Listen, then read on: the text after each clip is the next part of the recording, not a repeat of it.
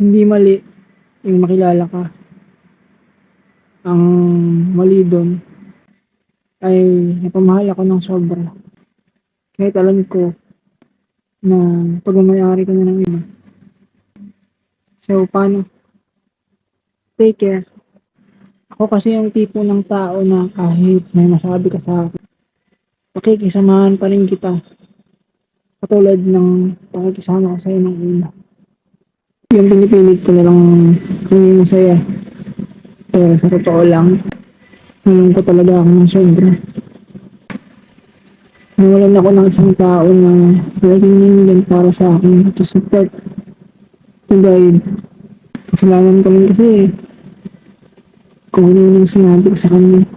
Kaya heto, parang ang hirap magsimula ng panibagong kabanata ng